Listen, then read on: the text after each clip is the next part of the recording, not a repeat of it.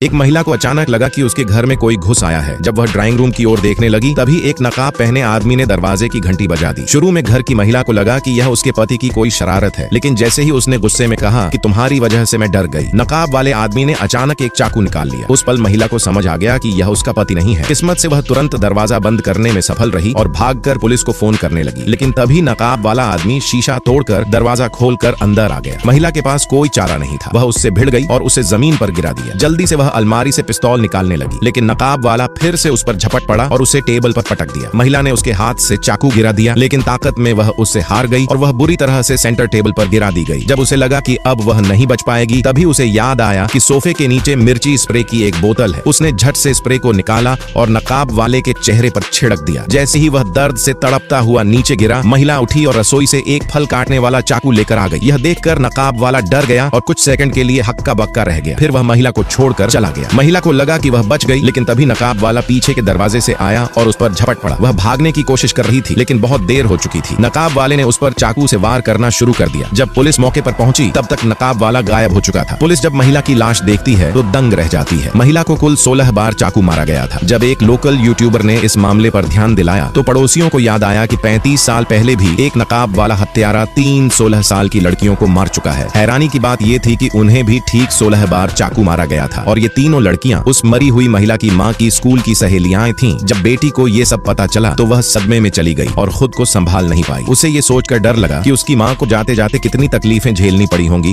उसने अपनी सबसे अच्छी सहेली की मदद लेने का फैसला किया, क्योंकि उसकी सहेली की मां ने एक टाइम मशीन बनाई थी। अगर वो अतीत में लौट जाए तो शायद अपनी मां की जान बचा सकती है। लेकिन तभी नकाब वाले ने अब उसका पीछा करना शुरू कर दिया। डर के मारे वह एक एंटरटेनमेंट पार्क में जाकर एक कमरे में छिप गई, लेकिन नकाब वाला वहां भी आ पहुंचा तो वह अपनी जान बचाने के लिए वह मुकाबला करने लगी। इसी दौरान नकाब वाला गलती से टाइम मशीन में चाकू घुसा देता है और अचानक वह मशीन चमकने लगती है। जब लड़की दोबारा अपनी आंखें खोलती है तो पाती है कि वह 35 साल पहले के समय में पहुंच चुकी है। दरअसल चाकू टाइम मशीन को लग गया था जो उसकी सहेली की मां ने बनाई थी। अब उसे समझ आता है कि अगर वह इस वक्त में नकाब वाले को पकड़ ले तो उसकी मां की जान बच सकती है। वह सबसे पहले अपनी मां को ढूंढती है और बताती है कि उसकी 3 सहेलियां एक एक करके मारी जाएंगी। उसी दिन उसकी मां की एक सहेली घर पर पार्टी रखने वाली थी। वह सबको मना करती है कि पार्टी मत रखो, क्योंकि आज ही वह मारी जाने वाली है, लेकिन कोई उसकी बात पर भरोसा नहीं करता और उसे पागल समझते हैं। आखिरकार वह पार्टी में जाती है और अपनी मां की सहेली को बार बार मना करती है बाहर न जाने को, लेकिन वह शराब पीकर अपने बॉयफ्रेंड के साथ कमरे में चली जाती है। नहाकर बाहर निकलती है तो बॉयफ्रेंड गायब होता है। तभी नकाब वाला चुपचाप कमरे में आता है और लड़की को बुरी तरह 16 बार चाकू मारकर मार देता है। अगली बारी लंबी बालों वाली लड़की की होती है। वे सब मिलकर कहीं और जाने का सोचते हैं, लेकिन गलती से एक जंगल के घर पहुंच जाते हैं, ठीक वही जगह जहां 35 साल पहले उसे लड़की की हत्या हुई थी। लिसा